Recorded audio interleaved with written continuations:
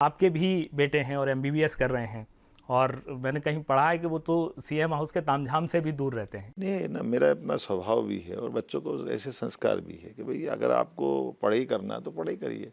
एक बच्चा अभी एमबीबीएस तो उन्होंने पहले कर लिया, अभी पीजी कर रहा है वो, तो यहाँ भोपाल में कर रहा है मेडिकल कॉलेज में, तो हॉस्टल में रहता है। भाई उसको पढ़ना है तो हॉस्टल में रहे, पढ़ाई के बाद जो देखेगा उसकी डॉक्टरी करेगा या उसको जो करना हो करे।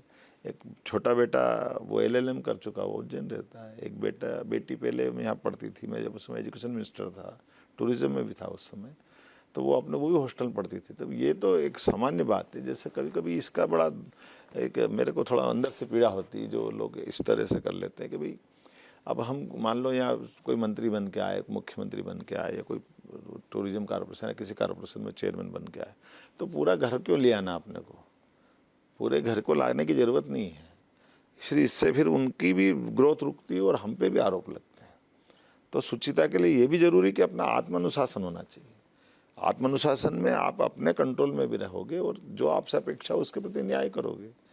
तो ये भाजपा है, भाजपा में तो यही होना चाहिए, मैं तो ये मान के चलता हूँ। बिल्कुल। और आपने जो कहा, मुझे ध्यान आ रहा है कि आपने जो अपनी जर्नी भी गिनाई है कि आप संगठन में रहे, संगठन का बहुत सारा काम किया, और राजनीति में ही चूंकि आपको आना था, तो राजनीति के लिए कोई योग्यता तो नहीं होती, लेकिन आपने तो बीएससी किया, एमए किया, उसके बाद पीएचडी और एमबीए तक की एलएलबी भी किया है। हाँ, एलएलबी भी किया है।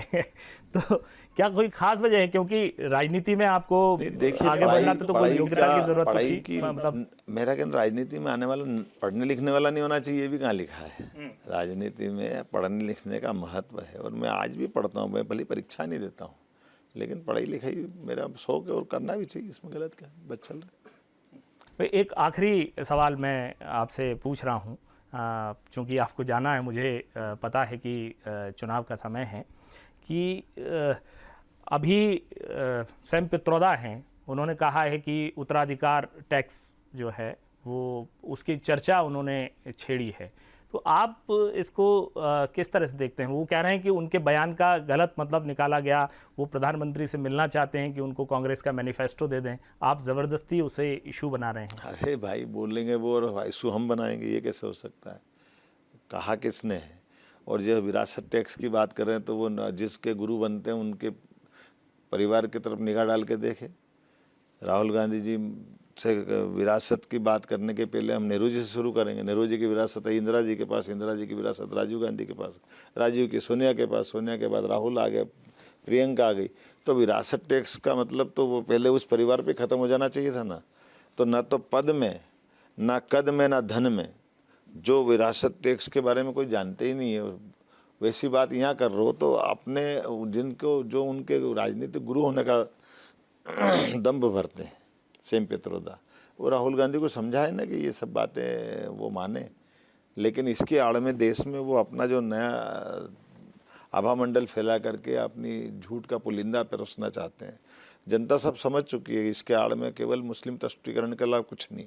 इसलिए इस बात का सबने खंडन किया और हमने कहा कि अमेरिका के टैक्स अमेरिका को मुबारक। हमारे यहाँ तो पैसा पूंजी जोड़ करके माँ बाप अपने बच्चे के लिए पेट काट करके जाते हैं, सरकार में जमा होने के लिए नहीं होता है। भारत है, भारत जैसी बात करना पड़ेगी। अब अगले चरण के मतदान के बढ़ाने की क्या योजना है? पूरी ताकत के साथ हम लोग पूरे ताकत के साथ लगे और बहुत अच्छा रिजल्ट आएंगे।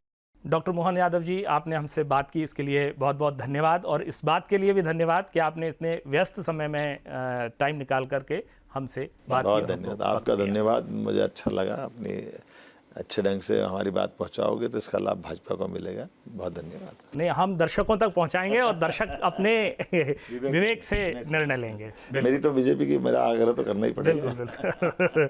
नमस्कार।